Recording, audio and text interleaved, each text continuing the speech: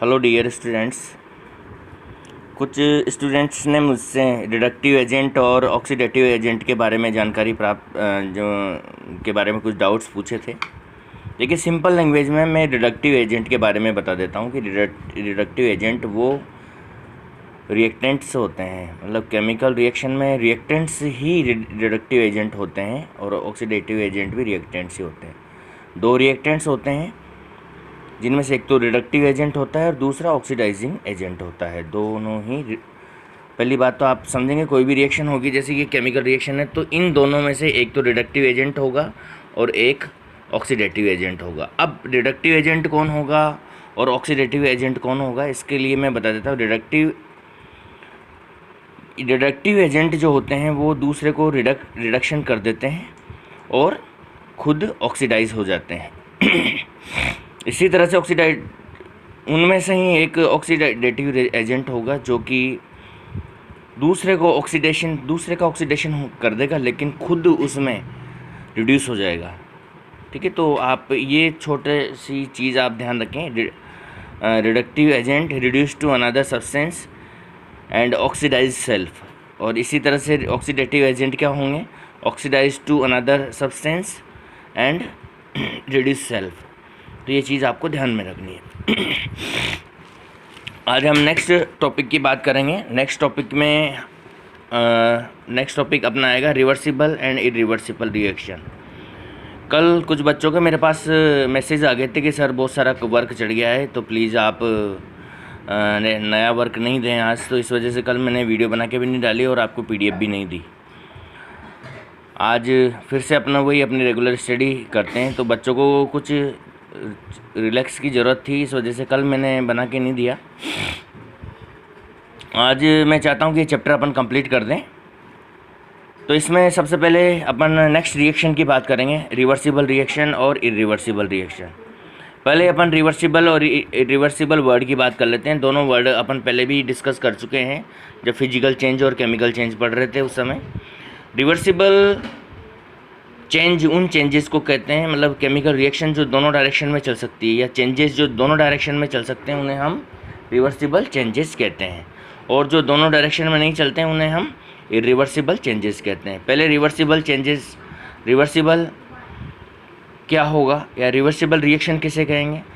देखिए, वैसे तो केमिकल रिएक्शन जितनी भी होती है उनमें बहुत ही कम जो है रिवर्सिबल होती है, ज़्यादातर इरिवर्सिबल होती है, क्योंकि केमिकल चेंज की प्रॉपर्टी यही होती है कि वो इरिवर्सिबल होती है।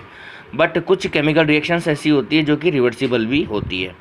तो रिवर्सिबल की डेफिनेशन तो वही है, सच reactions which reactants form product and at same time product of these reactions are formed substance। मतलब नॉर्मली रिएक्टेंट जो होते हैं उन रिएक्टेंट से जो है प्रोडक्ट बनते हैं, और प्रोडक्ट जो है अगर उसी समय वो प्रोडक्ट भी रिएक्टेंट बनाते हैं तो इस तरह की रिएक्शंस को हम रिवर्सिबल रिएक्शन कहते हैं। ये जो रिवर्सिबल रिएक्शंस होती है वो हमेशा जो चलती है वो higher concentration to lower concentration की तरफ हमेशा चलती है। मीन्स अगर रिएक्टेंट जो होंगे उनकी कंसंट्रेशन ज़्यादा होगी तो ये प्रोडक्ट बनाएंगे, और अगर प्रोडक्ट की कंसंट्रेशन ज़्यादा हो जाती है तो फिर ये रिएक्टेंट बनाना शुरू कर देते हैं। तो मेनली ये रिएक्टेंट और प्रोडक्ट की कंसंट्रेशन के ऊपर डिपेंड करते हैं। ये रिएक्शन कभी कंप्लीट नहीं होती, never be completed. This reaction never be completed because quantity of the reactants is never be zero. Reactants की जो क्वांटिटी है वो कभी भी जीरो नहीं हो सकती है। तो जनरली आपको पता है that is the sign of reversible. जब भी कोई रिएक्शन होती है तो उनके बीच में हम इस तरह का साइन लगा देते हैं। Number of such reactions is very low naturally, बहुत कम होती है ऐसी, because generally all chemical changes are irreversible. जानते हो इस बात को तो आप। अब देखिए कुछ एग्जांपल हैं यहाँ पर। इसमें फर्स्ट एग्जांपल है अमोनिया। इसके बारे में अपन पहले भी बात कर चुके हैं। Ammonia is form by nitrogen and hydrogen. Ammonia बनती है, हैबर मेथड इसको कहते हैं। This reaction is irreversible. ये रिएक्शन रिवर्सिबल होती है। N2 और 3H2O की प्रेजेंस में और अमोनिया बनती है, और जब इसकी अमाउंट ज़्यादा हो जाती है तो वापस ये ब्रेक डाउन होकर हाइड्रोजन और नाइट्रोजन का फॉर्मेशन भी करना शुरू कर देती है। जो केमिकल रिएक्शन ऐसे होती है, 2 नाइट्रोजन होते हैं तो NN, और ये 6 हाइड्रोजन है जिसमें से 3 ये और 3 ये, तो ये मिलके NH3 बनाते हैं।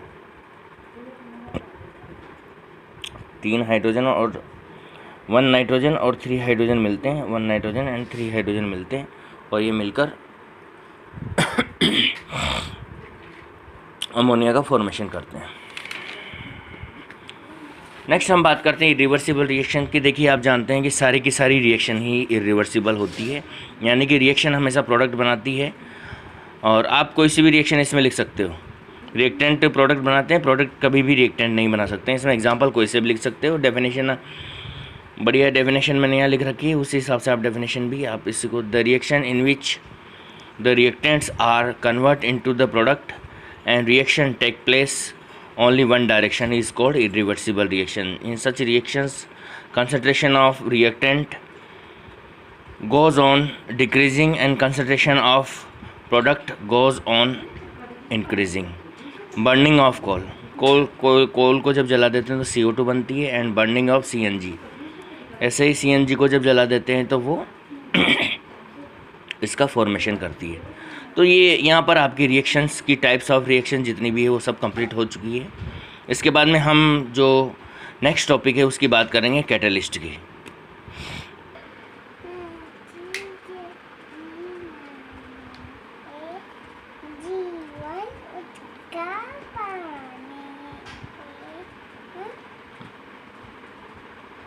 सुनाओ पूरा शुरू से सुनाओ।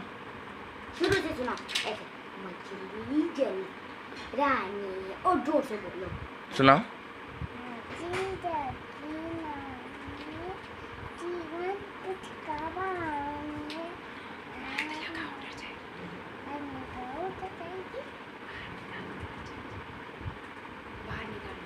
बाहर निकालो कुकर में डालो,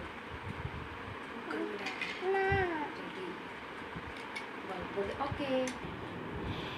तो आपका मनोरंजन करने भी आई थी वेदई नागर। घर का नाम आयु है इसका। बहुत देर से कह रही थी कि पापा आपको पोएम सुनाओ। मैंने कहा चलो सुनाओ। तो मैंने कहा चलो बच्चों को भी दिखा देते हैं छोटी सी गुड़िया ने कैसी पोएम तैयार की है।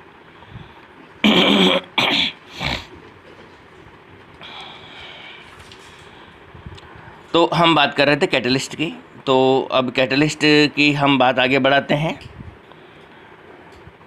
कैटलिस्ट ऐसे सब्सटेंस को कहा जाता है कि जो कि केमिकल रिएक्शन में डायरेक्टली टेक पार्ट तो लेते हैं, बट जब रिएक्शन कंप्लीट होती है तो ये एज इट इज़ बच जाते हैं। ये केमिकल की रिएक्शन को अफेक्टेड करते हैं, या तो केमिकल रिएक्शन को, ये रिएक्शन की जो रेट होती है उसको इंक्रीज़ कर देते हैं, या फिर केमिकल रिएक्शन की रेट जो होती है उसको ये डिक्रीज़ कर देते हैं। दोनों ही काम ये करते हैं। तो ऐसे सब्सटेंस जो केमिकल रिएक्शन में पार्ट लेके उसकी रेट ऑफ रिएक्शन को चेंज कर देते हैं, बट रिएक्शन जब कंप्लीट हो जाती है तो फिर वैसे के वैसे ये फिर से आपको केमिकल रिएक्शन के एंड में आपको फिर से प्राप्त हो जाते हैं। तो ऐसे सब्सटेंस को हम केमिकल सब्सटेंस के नाम से जानते हैं। तो देखिए डेफिनेशन, दो substance which alter change the rate of chemical reaction but itself remain unchange. ये जो है रेट ऑफ रिएक्शन जो होती है वो चेंज कर देते हैं, बट ये इनकी जो सब्सटेंस जो होते हैं इनकी कंसंट्रेशन जो होती है वो अनचेंज रहती है। Are called catalyst and this phenomena is called catalysis. इस प्रोसेस को हम कैटेलाइसिस के नाम से जानते हैं। फॉर एग्जांपल, ये यहाँ पर एग्जांपल दे रखा है, पोटेशियम क्लोरेट है, इसको गर्म किया जाता है मैग्नीशियम ऑक्साइड की प्रेजेंस में। मैग्नीशियम ऑक्साइड यहाँ कैटलिस्ट है, और जब इसकी प्रेजेंस में इसको हम गर्म करते हैं तो 2KCl + O2 यानी ये ब्रेक डाउन हो जाता है। और केवल ये इस रिएक्शन को इसमें ब्रेक डाउन करता है। जब केमिकल रिएक्शन कंप्लीट हो जाती है तो फिर से ये आपको ऐसे कैसे ये यहाँ पर मिल जाता है। इसी तरह से ये वेजिटेबल घी है, इसका हाइड्रोजनेशन किया जाता है, और वेजिटेबल ऑयल है, हाइड्रोजनेशन किया जाता है जिससे वेजिटेबल घी बनता है। वेजिटेबल घी का मतलब होता है देसी भाषा में अपन कहते हैं डालडा, यानी कि जो डालडा बनता है वो डालडा वेजिटेबल ऑयल से ही बनता है। वेजिटेबल ऑयल में जैसे ही आप हाइड्रोजन फ्लो करते हैं निकल की प्रेजेंस में, तो ये वेजिटेबल घी में कन्वर्ट हो जाता है। ठीक है, तो ये तो बेसिक नॉलेज हो गई कैटलिस्ट के बारे में कि कैटलिस्ट क्या होते हैं और रिएक्शन को क्या करते हैं। जनरली आप देखें कैटलिस्ट केमिकल रिएक्शन की रेट को इंक्रीज़ करने के लिए हम यूज़ करते हैं। उसके बाद में अपन बात करते हैं types of catalyst on the basis of state. State के बेस पे जो है हम कैटलिस्ट की बात करते हैं। इसमें सबसे पहला अपना आता है होमोजेनस कैटलिस्ट।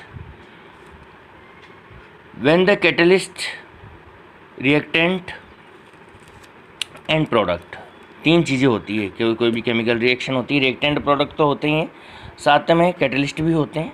जब कैटलिस्ट, रिएक्टेंट और प्रोडक्ट जो होते हैं present in same physical state, same physical state में प्रेजेंट होते हैं in a chemical reaction, then this type of catalyst is called homogeneous catalyst. तो इस तरह के जो कैटलिस्ट होते हैं उन्हें हम होमोजेनस कैटलिस्ट के नाम से जानते हैं। Phenomena is known as homogeneous catalysis. तो इस फिनोमेना को हम होमोजेनस कैटेलाइसिस के नाम से जानते हैं। अब देखिए यहाँ पर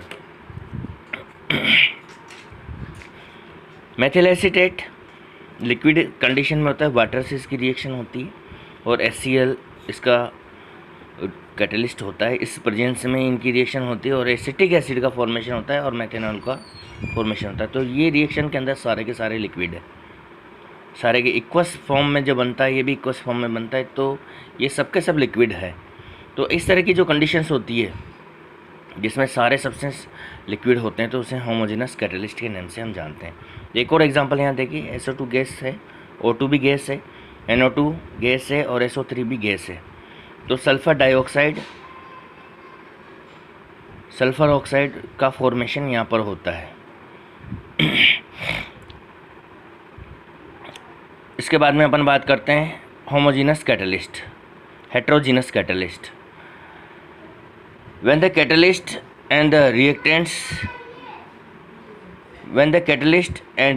are present in different physical state, जब कैटलिस्ट और रिएक्टेंट जो हैं वो प्रेजेंट होते हैं इन डिफरेंट अलग अलग फिजिकल स्टेट में, यानी रिएक्टेंट अलग फिजिकल स्टेट में होते हैं और रिएक्टेंट अलग फिजिकल स्टेट में होते हैं, तो इस तरह को इसको हम हेट्रोजीनस कैटलिस्ट के नाम से हम जानते हैं।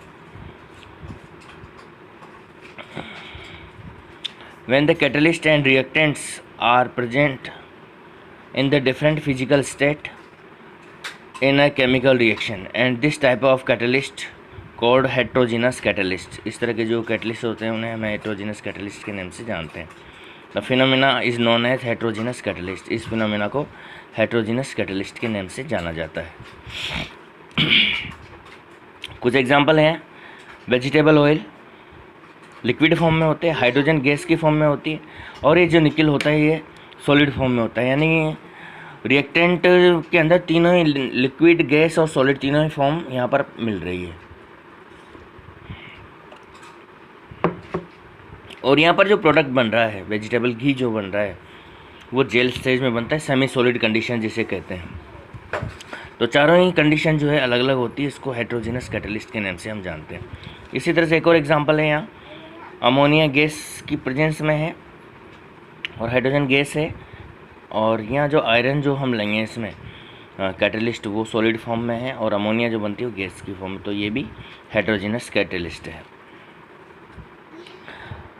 अब दूसरी टाइप की बात करते हैं, types of catalyst on the basis of reaction, basis of action. इनके एक्शन के बेस पे, एक्शन के बेस पे ये दो तरह के होते हैं, पॉजिटिव और नेगेटिव। पॉजिटिव उनको कहा जाता है जो कि केमिकल रिएक्शन की रेट को जो है इंक्रीज कर देते हैं। जैसे ये KClO3 है, MnO2 है, ये इसको गर्म किया जाता है तो ये रिएक्शन आप पहले पढ़ चुके हैं, रिएक्शन की रेट को ये इंक्रीज करने का काम करते हैं। इसी तरह से यहाँ पर नाइट्रोजन मोनोऑक्साइड है, उसकी जो है ये रिएक्शन की रेट को इंक्रीज करने का काम करते हैं। इसी तरह से दूसरे की अगर हम बात करते हैं, यहाँ पर नेगेटिव कैटलिस्ट होते हैं, जो कि रिएक्शन की रेट को डिक्रीज करने का काम करते हैं।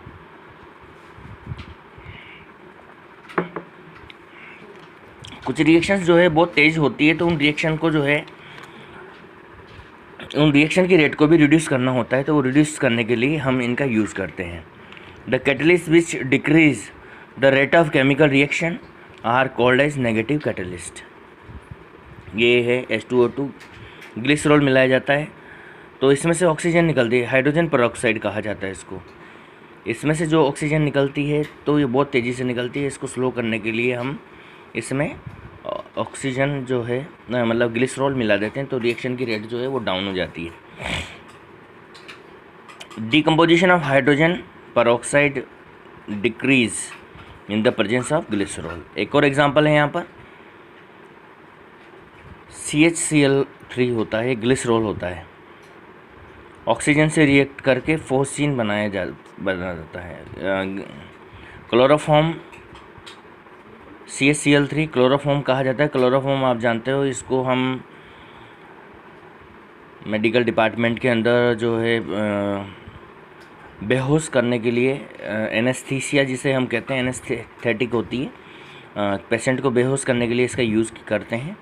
पुराने ज़माने में यूज़ करते थे, आज तो हम इसका यूज़ नहीं करते हैं। पुराने ज़माने में क्लोरोफॉर्म का यूज़ करते हैं, और आज भी कुछ लोग जो हैं कुछ क्राइम करने के लिए इसका यूज़ करते हैं। क्लोरोफॉर्म मुंह में सूंघाने के बाद में बेहोश हो जाता है व्यक्ति, और उसके साथ फिर कुछ भी किया जा सकता है।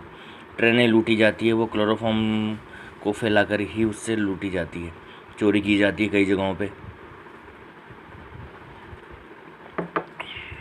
बट इसमें एक प्रॉब्लम है कि ये जैसे एटमॉस्फेयर में ये आती है तो क्लोरोफॉर्म ऑक्सीजन से रिएक्ट करके और फोर्सिन बना लेती है, जो कि टॉक्सिक एलिमेंट होता है। इससे अगर ज़्यादा मात्रा में क्लोरोफॉर्म सूंघ लेता है व्यक्ति तो उसकी डेथ भी हो सकती है फोर्सिन बनने की वजह से।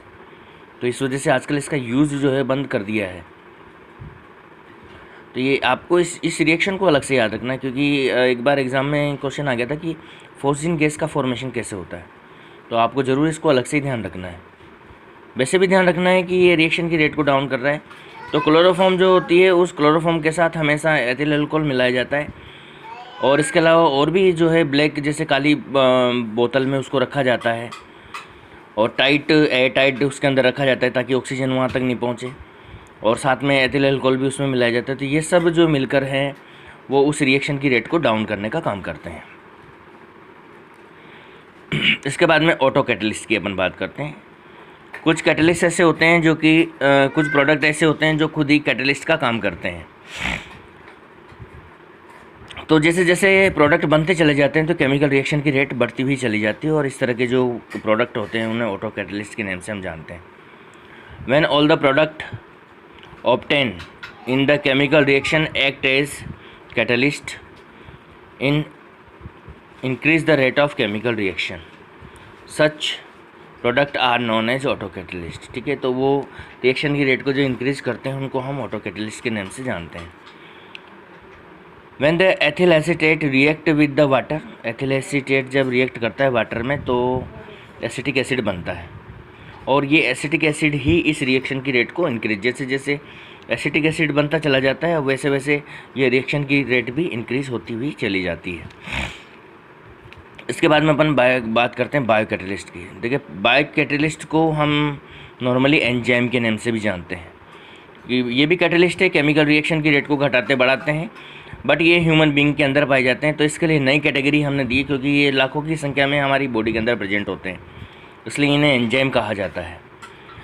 एंजाइम जैसे डाइजेस्टिव सिस्टम में आपने पढ़े होंगे कि एंजाइम इसको डाइजेस्ट करता है, उसको डाइजेस्ट करता है, तो डाइजेस्ट करने का काम वो करते हैं, या और भी जो केमिकल रिएक्शन हमारी बॉडी के अंदर होती है उनको कंप्लीट करने का काम वो करते हैं। The substance which increase the rate of biochemical reaction are called as biocatalyst, these are commonly known as enzymes. Normally इन्हें एंजाइम कहा जाता है। ये माल्टेज की प्रेजेंस में ग्लूकोज में बदल जाती है। रिएक्शन आपने लास्ट ईयर डाइजेस्टिव सिस्टम में पढ़ी होगी।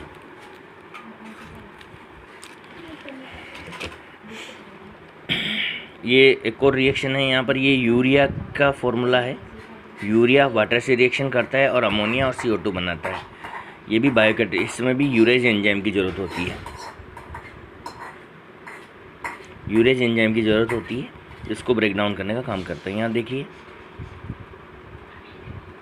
ये अमोनिया है, सॉरी ये यूरिया है, NH3 NH2 C double bond O NH2 और C डबल O। अब ये वाटर से रिएक्शन होती है तो ये NH3 बन जाता है, इधर NH3 बन जाता है और ये CO2 बन जाती है। इसके बाद में बात करेंगे हम कैटलिस्ट प्रमोटर। ये वो सब्सटेंस होते हैं जो कैटलिस्ट के साथ मिलकर उसकी रिएक्टिविटी को, ये भी कैटलिस्ट को इंक्रीज़ करने का काम करते हैं। The substance which increase the activity of catalyst on mixing with the catalyst is in the reaction mixture are called as catalytic promoter. यानी जो कैटलिस्ट होते हैं उसकी रेट को जो इंक्रीज़ करने का काम करते हैं उन्हें कैटलिस्ट प्रमोटर कहा जाता है। Molybdenum powder increase the rate of activity iron in the following reaction N2 3S2 Fe molybdenum और NH3 यहाँ पर आता है। तो यहाँ Fe के साथ मोलिब्डेनम जो हमने डाला है वो इस Fe की जो रिएक्टिविटी उसको इंक्रीज करने का काम करता है। Such as copper use in the catalyst promoter for the nickel. यहाँ पर वेजिटेबल ऑयल हाइड्रोजन निकल की प्रेजेंस में होता है, बट यहाँ पर कॉपर भी डालते हैं हम साथ में, जो कि इसकी रेट को इंक्रीज करने का काम करता है। इसके जस्ट उलट जो है कैटलिस्ट पॉइजन भी यहाँ पर होते हैं। The substance which decrease the activity of catalyst on mixing with the catalyst in the reaction mixture are called catalyst poison. तो ये सब्सटेंस होते हैं जो ये स्पेशल टाइप के सब्सटेंस होते हैं जो कि मिक्सिंग का काम यहाँ पर करते हैं, और जो कैटलिस्ट होते हैं उनकी रेट को जो है, उनकी जो एक्टिविटी है उसको जो है डिक्रीज़ कर देते हैं। यानी इनको सब्सटेंस को जब हम कैटलिस्ट के साथ मिला देते हैं तो उनकी एक्टिविटी को डिक्रीज़ कर देते हैं, इसलिए इनको कैटलिस्ट पॉइजन भी कहा जाता है। यानी कैटलिस्ट के लिए जहर का काम करते हैं, उनकी रेट को डाउन कर देते हैं। For example carbon monoxide CO की प्रेजेंस में कैटलिस्ट पॉइजन का काम करते हैं, ये N2NH3, और ये CO अगर आप ले लें यहाँ पर मोलिब्डेनम की जगह तो रिएक्शन की रेट बहुत ज़्यादा कम हो जाती है। ऊपर आपने प्रोमोटर के लिए तो क्या लिया था, यहाँ पर देखिए NH3 और Fe के साथ मोलिब्डेनम लिया था जो कि कैटलिस्ट प्रमोटर है, और यहाँ पर आप कैटलिस्ट पॉइजन लेंगे तो कार्बन मोनोऑक्साइड लेंगे आयरन के साथ, और कार्बन मोनोऑक्साइड इसके लिए पॉइजन का काम करेगी।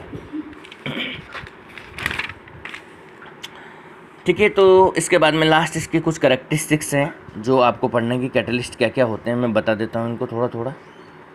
Catalyst are responsible for the change the rate of chemical reaction. पढ़ चुके हो आप कि केमिकल रिएक्शन की चेंज करते हैं, डेफिनेशन यही है इसकी। These are there is a no change in chemical composition and amount of catalyst. Catalyst के अमाउंट में और इसके केमिकल कंपोजिशन में कोई चेंज नहीं होता है। A small amount of catalyst is required to reaction mixture. थोड़ी सी अमाउंट में जो है कैटलिस्ट की नीड होती है, ज़्यादा की ज़रूरत नहीं होती, बहुत थोड़ी अमाउंट में।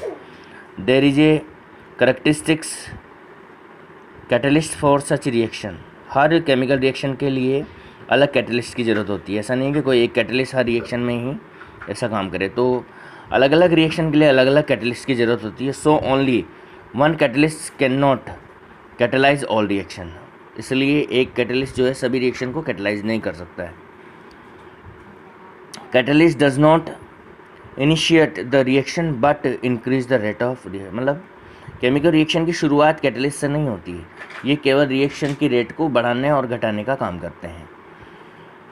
Catalyst affect equally the rate of forward and backward reaction. ये जो कैटलिस्ट जो होते हैं रिएक्शन की रेट को बढ़ाने और घटाने का काम करते हैं। Reaction in the reversible reaction, दोनों कंडीशन में।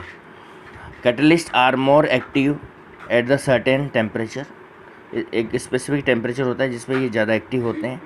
There activity is affected on the change of temperature. Temperature change होता है तो इनकी एक्टिविटी अफेक्ट हो जाती है।